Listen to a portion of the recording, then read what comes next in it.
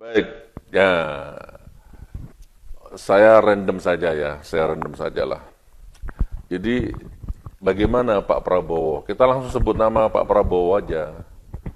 Ini Indonesia ini presidennya siapa sekarang? Pak Prabowo ya? Iya. Oh iya, oh iya Pak Prabowo ya, bener ya? Saya takut salah, Pak Prabowo ya? Oh iya iya iya. Secara konstitusi Pak Prabowo, entah seperti apa teknisnya. Kalau kita flashback jauh ke belakang, Iya. Pak Jokowi itu dulu juga yang bawa ke Jakarta juga Pak Prabowo. Politik itu begitu, nah Ahok, Pak Prabowo, Jokowi, Megawati, SBY, siapalah itu mereka itu sebenarnya satu rekan, satu teman, satu kolam, Satu rumpun ya. satu rumpun, satu ikatan, gitu kan, satu ikatan batin mereka ini. Ya, mereka ini Abi nggak bisa mengungkapkan dengan bahasa yang apa, tapi intinya sebenarnya mereka ini nggak bisa dipisahkan satu sama lain. Iya. Ini flashback jauh ya ke belakang, 10-15 tahun yang lalu lah ya. Gitu. Jadi kalau bangsa ini sekarang rusak serusak-rusaknya, hancur sehancur-hancurnya, Pak Prabowo itu juga terlibat sebenarnya. Ikut bagian daripada dosa ini. Ini rusaknya negara ini, bangsa ini, tatanan ini adalah bagian dari sejarah masa lalu yang nggak bisa dinafikan. Yang di situ Pak Prabowo juga ada. Pak Prabowo secara sejarah ikut berdosa. Punya andil. Pak Prabowo ikut berdosa, dosa sejarah, gitu ya. Dosa etika, dosa sejarah, dosa masa lalu. Gitu, nah. Tapi oke, lupakan itu, namanya politik. Nggak abadi. Lupakan itu, kita nggak usah mikir masa lalu. Sekarang mikir sekarang ini loh. Nah, bangsa yang sudah terjajah ini, rakyat yang sudah menderita ini, rahim Ibu Pertiwi yang sudah dikoyak-koyak itu isinya itu, Ibu Pertiwi yang sudah diperkosa dari segala macam arah ya dengan tidak bermoral ini. Nah, kita ngomong detik ini, kebetulan presidennya Pak Prabowo. Ya. Apa Pak Prabowo itu nggak pingin lepas dari dosa masa lalunya, lepas dari dosa sejarahnya. Apa Pak Prabowo itu nggak pingin dikenang sebagai pahlawan? Sekarang kesempatan, gitu kan? Nggak apa-apa, rakyat memaafkan loh.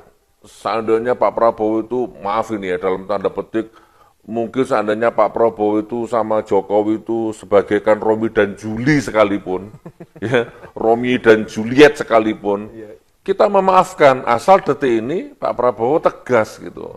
Ya kita ngomong berdasarkan panggung depan ini, kita nggak tahu panggung belakangnya.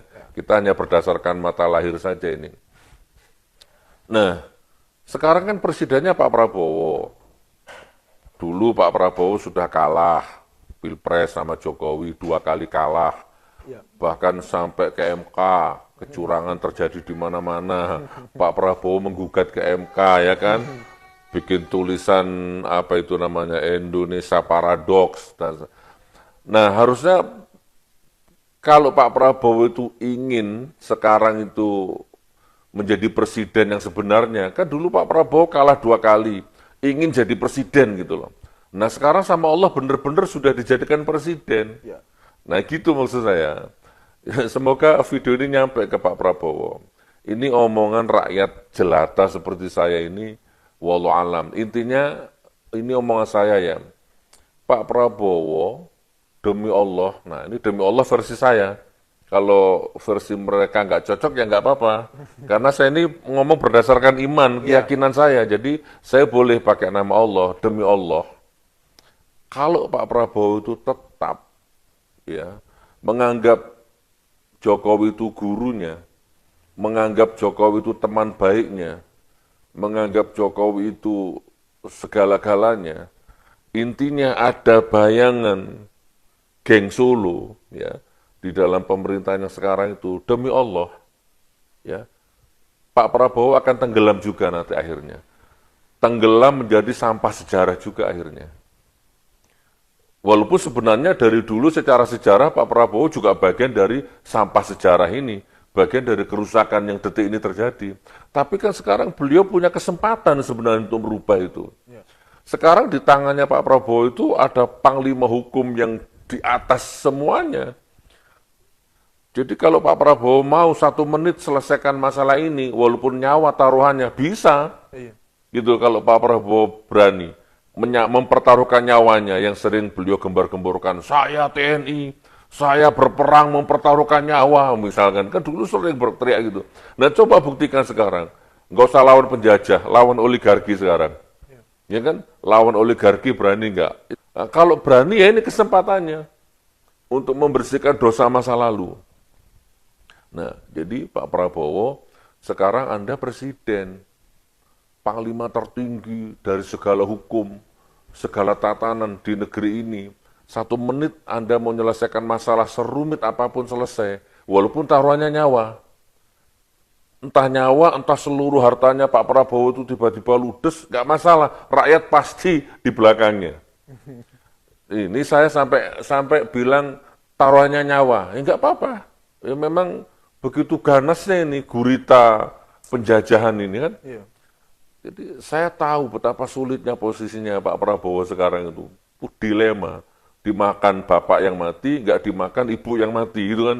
Isi malakama, ini kalau saya kunyah bapakku mati, kalau nggak saya kunyah ibuku yang mati. Itu posisinya Pak Prabowo sekarang. Ya sudah, ambil, korbankan salah satunya gitu ya. Yang penting mengarah ke perbaikan ini. Ini saya belum bahas ke soal Aceh, Raja Ampat dan sebagainya. Intinya, selama pemerintahan Pak Prabowo ini dibayangi, diisi oleh menteri-menteri, pejabat-pejabat bawaan dari geng Solo, rumit terus ini Pak Prabowo ini, rumit, berat ya. Ini ada sampah sejarah, ada sampah dosa sejarah di belakangnya Pak Prabowo ini yang tidak mungkin itu akan terus menghambat itu kredibilitasnya Pak Prabowo itu. Nah, gitu Narsi. Berkaitan dengan itu, Bi, ada beberapa pendekatan yang Reski lihat sampai Reski menilainya agak pesimis, Bi. Yang pertama berkaitan dengan pencaplokan tanah secara sepihak atau pulau ya, Bi, dalam skala yang lebih besar. Sebenarnya kan sempat Abi singgung bahwa praktek semacam ini itu sudah menjadi praktek yang luar biasa, hampir terjadi di mana-mana. Bagaimana oligarki mencaplok tanah rakyat secara sepihak dan kemudian tidak ada pembelaan hukum terhadap masyarakat yang marginal bisa dibilang ya, Bi. Contoh saya misalkan bahkan rakyat warga Sumatera Utara itu kan mengangkat berita tentang bagaimana tanah mereka dicaplok berbagai macam perusahaan yang ada di sana. Nah, ternyata di skala yang lebih besar justru praktek demikian dicontohkan oleh pemerintah kita sendiri. Itu yang pertama. Yang kedua, kalau berharap adanya momentum terhadap Pak Prabowo ingin mengambil kesempatan pada periode yang ini, kita melihat kemarin baru saja Pak Prabowo mengatakan tidak akan mereshuffle menteri-menterinya, karena melihat kinerjanya cukup baik. Sementara kita lihat keputusan dan kebijakan ini dilakukan oleh Kementerian Dalam Negeri. Jadi pendekatan-pendekatan itu yang harus kita bilang, luar biasa fenomena. Ya, 2 poin. Nah. Jadi 2 poin ya. Poin pertama, ini kan baru Pak Prabowo berapa tahun jadi presiden? Iya, belum cukup setahun. Belum setahun ya. Masih ada, anggaplah masih ada 4 tahun ya. Nah, ini belum setahun, sudah berapa kerusakan yang sangat fundamental yang terjadi. Raja Ampat, Aceh, nah sebelum-sebelumnya itu pagar laut. Nah, apalagi, ini masih ada sisa 4 tahun kan, umpama ini, 4 tahun sekian.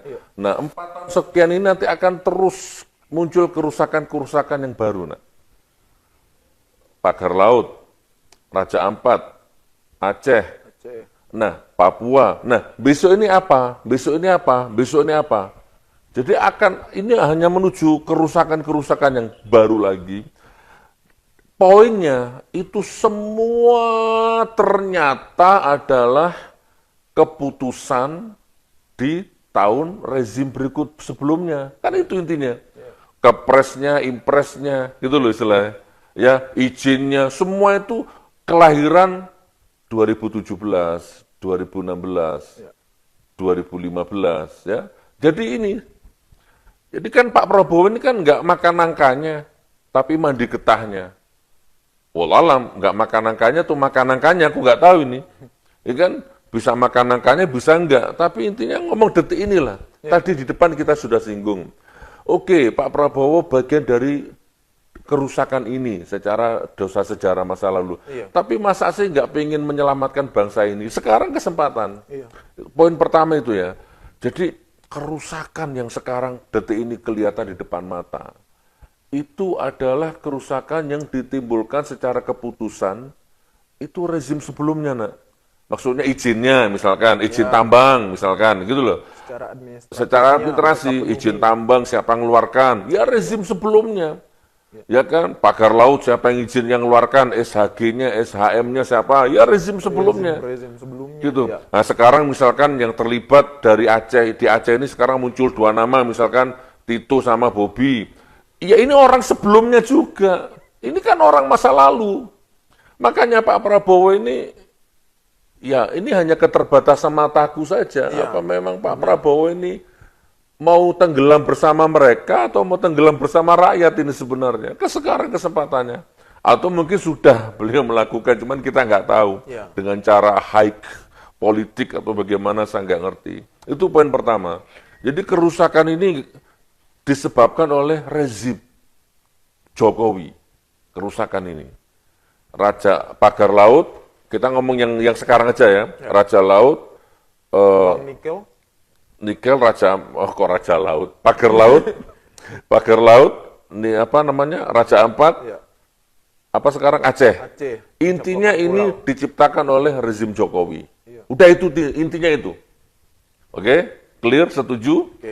Nah, poin kedua, sebenarnya saya membaca rakyat Medan pun Sumatera itu sebenarnya marah dengan keputusan gubernurnya ini. Benar. Gitu loh, nak. Rakyat, kalau saya jadi rakyat Medan ini, sudahlah Aceh, bahagialah kau dengan bumi-bumimu, ya, dengan pulau-pulaumu, ya kan. Rakyat yang punya hati nurani itu kan juga nggak mau punya pemimpin seperti itu. Terus kalau saya lihat videonya kan ngeri-ngeri sedap ini Aceh ini. Benar. Aceh ini sudah dari dulu kontribusinya kepada negara ini nggak bisa diukur, nak. Nggak bisa diukur dengan nilai, ya, dengan uang, dengan nilai, dengan apapun, kontribusi Aceh untuk kemerdekaan negara ini. Dan Aceh ini sudah aman selama ini gitu, sudah punya apa istilahnya ya, apa sih itu yang dulu Gus Dur melahirkan kebijakan otonomi ya. Oh, ya. Jadi Aceh itu sudah Masya Allah satu wilayah yang baldatun thayyibatun walaupun ghafur. Tapi sekarang diutik-utik, dibikin kisruh. Oleh siapa? Oleh muka lama, oleh wajah lama gitu loh, yang bercokol di dalam rezim yang sekarang, yang penguasa sekarang yang berkuasa. Ayolah Pak Prabowo. Singkat cerita, sekarang ada di Pak Prabowo ini. Walaupun mungkin mudah-mudahan beliau sudah melakukan itu. Kita memaafkan. Walaupun Pak Prabowo bagian dari masa lalunya gitu ya. Iya. Gitu nah Rizky. Sejarah praktik politiknya ya. Kemarin sebelum, kan kita pernah podcast dulu, kemarin belum lama. Silahkan mau hidup Jokowi, silahkan. Yang penting Aceh aman, ya. Yang penting Raja Ampat aman. Yang penting pagar laut aman dalam arti digantung semua itu pelaku penjahatnya itu gitu loh. Silahkan mau teriak hidup Jokowi, hidup Dajjal. Kita nggak mau tahu itu panggung depan itu. Kita mau tahu panggung belakangnya sekarang. Rakyat makmur nggak? Negara aman nggak? Udah hidup Jokowi, udah rakyat sudah muak, tambah kisruh, tambah pagar laut belum hilang dari ingatan, ditambah Raja Ampat, ditambah lagi Aceh sekarang. Gimana terus? Nah, iya, yang menarik itu entah bagaimana ya pandangan kebijakan itu. Pagar laut justru sekarang bukan soal penegakan hukumnya yang ditindaki, tapi pagar laut diubah menjadi beton. Jadi gini aja lah, Abi closing aja lah ya, saya closing aja ya. Intinya, ya mungkin ini bahasa konyol seorang rakyat kecil seperti saya itu, pecat, bersihkan, itu intinya. Ya Pak Prabowo, kalau memang Anda mau dicatat sebagai sejarah yang baik oleh bangsa ini, pecat, bersihkan. Sisa-sisa masa lalu rezim yang lalu gitu, pecat, bersihkan, tanpa sisa, gitu ya, pejabat-pejabat peninggalan rezim sebelumnya. Benar. Selesai. Setuju. Ini kesimpulan saya. Ini kita ngomong ngalor ngidul itu intinya ini. Iya. Pak Prabowo, saya lupakanlah sejarah, saya nggak mau tahu Anda itu teman karibnya atau apalah mungkin Romi dan Juli saya katakan tadi itu. Saya nggak peduli. Yang penting sekarang demi rakyat. Nah, kalau memang ngomong demi rakyat ini, demi rakyat, demi bangsa, demi negara, pecat, bersihkan, apalagi bantu saya, tambahi bahasanya, pecat, bersihkan, apalagi, ayo, pangkas, apalagi, gunduli, apalagi, kalau bunuh nanti nggak boleh ya, melanggar ya. Ya, adili sebenarnya. Pecat, bersihkan, adili. Iya, bukan hanya sekedar dipecat. Tuang semua itu. Orang-orang, menteri-menteri, pejabat-pejabat, peninggalan rezim sebelumnya. Baru mau sebesar apapun bayangan masa lalunya Pak Prabowo, selesai, rakyat memaafkan. Selesai sudah. Nah. Dan selesai juga masalah-masalah ini. 4 tahun ini masalah perencana-rencana jahat yang akan datang 4 tahun sisa masa jabatannya ini insya Allah batal semua nanti. Nah. Itu yang paling penting. Ya, batal kalau sudah naga itu, kalau udah kepalanya dipenggal, udah batal semua. Rencana-rencana busuk ini jangan-jangan, bukan jangan-jangan, sudah, Morowali sudah, Bekasi sudah, Tangerang sudah, Banten sudah, Raja Ampat sudah, mana, jangan-jangan memang sudah semua, hilirisasi itu. Itu Pak Prabowo ya, sekali lagi, pecat, bersihkan, pangkas, gunduli, preteli, adili, apalagi lah, tambahi lagi ini apa ini, semua pejabat, semua menteri di dalam kabinetmu yang sisa-sisa dari rezim sebelumnya. Selesai. Ini harapan saya. Konkret nih. Konkret. Oke. Ya udah. Assalamualaikum. Apalagi nak? Korupsi? Yang korupsi 371 triliun, terus hanya dihukum 3 tahun, plus denda 100 juta.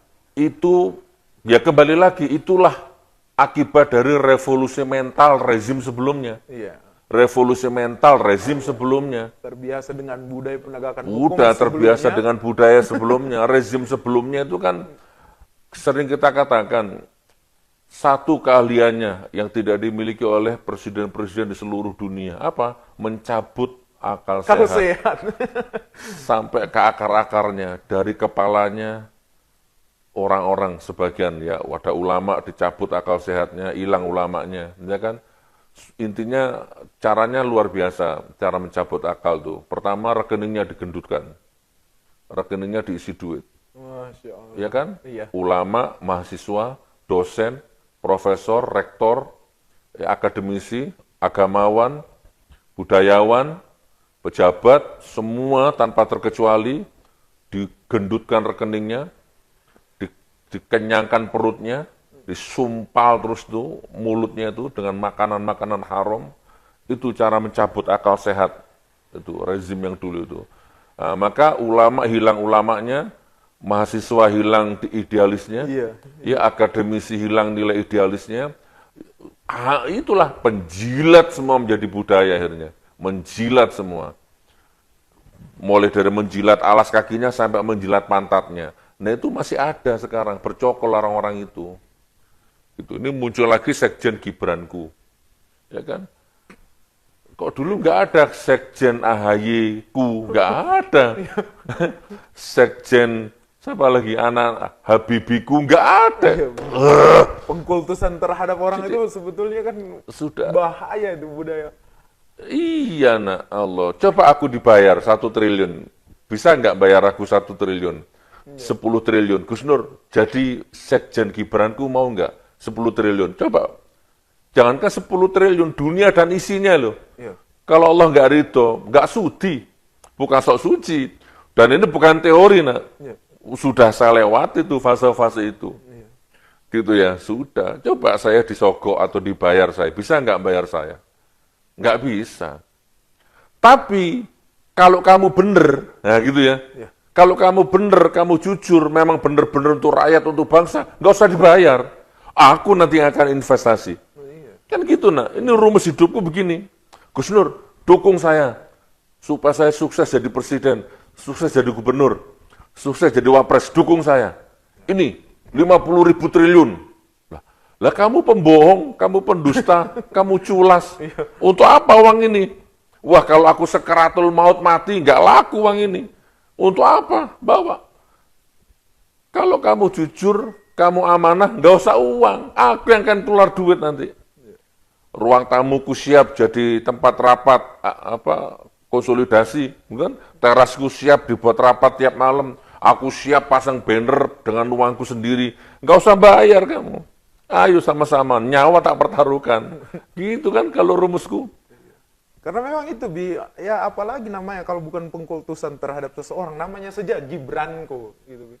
Jadi kalau bicara tentang kepentingan bangsa dan negara, otomatis sih bawa kepentingan itu aja tanpa ada embel-embel keterangan Gibranku, pengelompokan terhadap yuk sekarang tak tantang nih. Ini tantangan nih, challenge siapapun lah ya. Datang temui saya, bawalah duit. 1 pickup, 1 truk bawa duit, suruh ngomong Gibranku gitu sih lah. Ayo, bener ini challenge ini. Oh, Gus Nur teori, coba bawa duit 1 tronton, suruh ngomong Gibranku gitu, keluar dari mulutku, haram. Bukan faktor Gibrannya, bukan. Saya nggak ada hubungannya sama personalnya. Iya, benar. Nggak ada. Coba atau apalah atau projo, coba jadikan aku sekjennya, coba bawa duit 1 tronton di hadapan saya sini. Demi Allah saya tolak, bukan teori. Coba dibuktikan, coba. Gitu loh Naruski ya. Ini bukan teori, sudah saya lewati masa-masa itu. Ya, memang sekarang fenomenanya luar biasa, bicara tentang kebenaran, keadilan, penegakan hukum dan lain semacamnya, semacam direncanakan gitu, disistemasi, bukan secara otomatis berdasarkan kesadaran pribadi gitu. Nah, persis seperti Abi yang maksud tadi. Di Surabaya, di Malang, di Probolinggo, di mana lagi ya, saya pernah diundang ke rumahnya salah seorang, boleh disebut ulama, boleh disebut kiai ya, karena memang pesantren. Iya. Megahnya luar biasa ya, megah. Ternyata di situ ada fotonya dia sama pejabat fulan, pejabat rezim masa lalu. Apa itu isi panggilannya, Bi? Ya begitu. Rumahnya itu pesantrennya dibangun pakai uangnya pejabat itu, gitu loh maksudnya. Jadi pejabat itu, ya itu caranya membeli idealis seorang ulama, seorang aktivis, ya itu. Dibikinkan rumah megah, dibikin pesantren megah, asal akui bahwa aku ini orang baik, aku ini pejabat baik, kan gitu intinya. Udah ini duit, ngomong kamu Gibranku ini duit, ngomong kamu Projo ini duit, ngomong kamu ulama kiai, keluarkan fatwa ini duit. Itu aku alami, tapi alhamdulillah saya nggak sampai tercebur ke sana. Mending aku makan nasi pecel, hasil keringatku sendiri gitu ya. Ini rumah ini, ya 2 miliar ada lah. Ini nggak ada setetes pun uangnya rezim, nggak ada. Saya punya pesantren di Palu 3 lantai, nggak ada sepeser pun uang rezim, nggak ada. Tawaran banyak, tapi enggak. Berarti memang hal demikian ini, bukan hanya sekedar bagaimana kita membaca keadaan hari ini, tapi memang sudah terjadi ya, Bi. Termasuk yang satu itu, Bi, yang sering Abi ceritakan dalam beberapa podcast juga. Yang terkait Abi dipanggil, terus Abi ini ada uang, bangun pesantren, terserah bagaimana besarnya, bla bla bla dan lain sebagainya. Tapi tolong Gus Nur. Itu saya datang sama kameramen waktu itu malah. Iya, sudah saya ditawarin. Dikasih tanah, dikasih uang, tapi syaratnya Gus Nur ceramah agama saja lah, nggak usah ngeritik-ngeritik pemerintah. Udah saya lewati itu, nah itulah proses pembusukan ya, proses pembodohan, gitu ya. Makanya akhirnya saya kasihan dengan mereka, gitu kan, lumpuh kakinya, lumpuh tangannya, keluh lidahnya, melihat koruptor di depan matanya itu, dia keluh lidahnya, mau jihad bagaimana? Wong koruptor itu udah ngasih duit dia, sudah bangun pesantren dia. Bingung, keluh lidahnya. Akhirnya dia membutakan mata, gitu loh. Nah itu yang Abi jaga, itu yang Abi takutkan. Oke ya, nah jadi kembali, ini ada berapa menit? Berapa tadi? 30 menit ya? Ya sudah, intinya dari podcast ini adalah, Iya, itu. ini baru hampir setahun masa jabatan Prabowo ini, sudah muncul pagar laut, muncul Raja Ampat, sekarang muncul Aceh. Nah ini masih ada sisa 4 tahun ini, apakah akan muncul lagi? Iya. Apakah akan muncul Manado, apakah akan muncul Palu, Ya, apakah akan Morowali. muncul Morowali, akan muncul mana-mana. Ini monggo, kan ada di tangan Pak Prabowo itu cara penyelesaiannya. Iya. Gitu nak ya, tapi mudah-mudahan lah, saya tetap berdoa, sekarang ini kan hanya Pak Prabowo yang bisa, dengan izin Allah ya tentunya ya, hanya Pak Prabowo yang punya otoritas untuk menyelesaikan semua kekacauan ini. Ya, rakyat akan memaafkan Pak Prabowo kalau semuanya selesai nih. Hidup Jokowi itu Allah, rakyat akan melupakan itu. Kalau Prabowo itu bisa menyelesaikan semua kekacauan ini. Iya. Gitu. Benar, tangkap. Insya Allah. Oke, sebagai penutup, kita tutup ya. Iya, Bi. Rasulullah bersabda dalam sebuah hadis yang sering kita bacakan, diriwayatkan At-Tirmizi, nomor hadis 2322. Kemarin juga kita bacakan, masih hafal hadisnya? Ala inna dunya mal'unatun mal'unun ma fiha. Dunia ini, kata Nabi Muhammad, terlaknat, termasuk isinya. Siapa isinya? Ya pejabat-pejabat rezim 10 tahun yang kemarin itu. Siapa isinya itu? Dokter cabul, jaksa korup, hakim korup, polisi korup, ya kan? Mantan presiden korup misalkan ya. Itu terlaknat semua itu. Termasuk antek-anteknya, kroni-kroni, penjilat-penjilatnya itu terlaknat itu. Kata dunia ini terlaknat termasuk isinya. Ala zikrullah, kecuali orang yang berzikir kepada Allah. Nah, kalau orang berzikir kepada Allah nggak mungkin terlaknat. Karena kalau orang berzikir kepada Allah, ada zikir di dalam hatinya, dia nggak mungkin mengeksploitasi alam dengan ganas. Dia nggak akan merusak alam, dia nggak akan menyakiti rakyat kalau ada zikir di dalam hatinya. Lalu yang kedua, orang yang selalu memprioritaskan Allah di atas segala-galanya. Itu. Lalu yang ketiga, orang yang berilmu. Orang yang mencari ilmu, berilmu, dan selalu mengajarkan ilmu. Itu baru, kata Allah, 3 orang itu yang tidak termasuk yang terlaknat. Nah, mudah-mudahan Anda menjadi 3 orang yang tadi itu, yang tidak laknat dan tidak terlaknat. Assalamualaikum warahmatullahi wabarakatuh.